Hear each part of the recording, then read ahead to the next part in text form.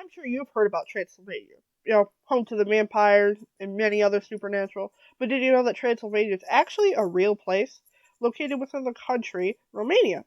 I'm here to talk about Romania and its many other geographical features.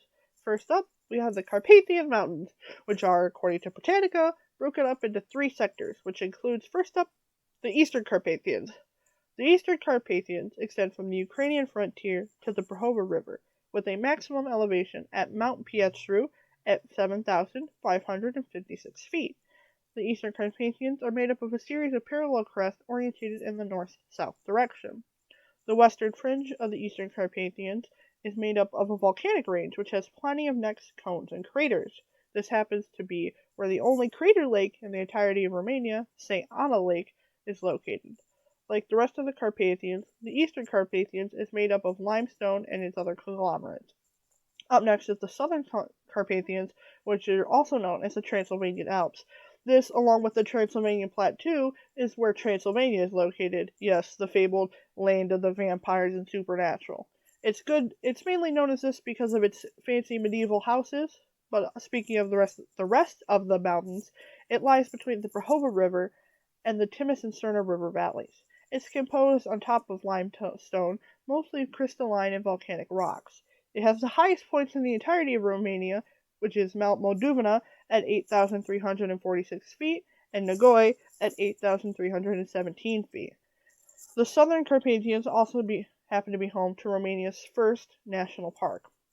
Finally, there's the Western Carpathians, which extend for 220 miles between the Danube and the Somes River. It's not a continuous range of mountains like the other two, but rather clusters centered around an axis.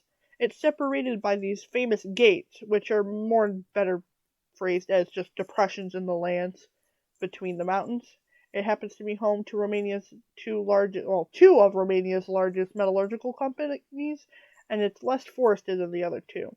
People happen to live all down the entire elevation of these ones. Surrounding the Carpathian Mountains is the Subcarpathians, which are a large series of plains and home to Romania's agricultural scene. To the east of the Carpathian Mountains, you can find the Danube Delta. The Danube Delta is where the Danube River ends its long 1,864-mile journey and splits into three.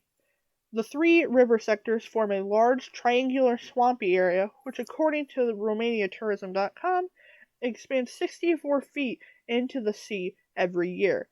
Because of this expansion, this is the newest land in Romania. This also happens to be home to a UNESCO biosphere reservation, which keeps safe many rare plants and animals, such as these pelicans or this funky-looking tree. Speaking of the sea, the last thing I want to touch base on is the Black Sea. The Black Sea is part of the Mediterranean basin, locked between Europe and Asia, separating the two continents. Its depths reach down to 2,212 meters, with a surface area of roughly 163,000 square miles. Very little life can live down in the deep sectors of the Black Sea because the Black Sea has very poor ventilation. This makes it a hot spot for scientific research. Now, as I'm sure you can see in this image, the Black Sea doesn't look very black, mostly a dark blue. No one's quite sure why it is in fact named the Black Sea, but there's three common theories. First up is the direction of the compass. As people would travel along the Black Sea, they would mainly travel in the northern direction, so they named it after the direction they were heading, because north is often associated with the color black, unlike the south, which is associated with the color red. Another theory is just the color of the deep sea waters, because down in the deep sea of the Black Sea, you can barely even see 5 meters in front of you, making it appear black, so maybe it was named after that.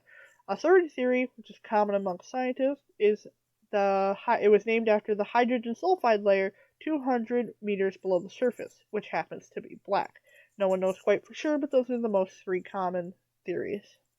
So, while you may have only known about Transylvania, maybe even knowing about the vampires and such, Romania is home to many geographical features, such as the Carpathian Mountains, the Danube Delta, and the Black Sea. I would like to say Romania is a lesser known country, but it's home to many other interesting facts and places that I would encourage anybody who would spend a good few hours or so just researching. It never hurts to learn something new.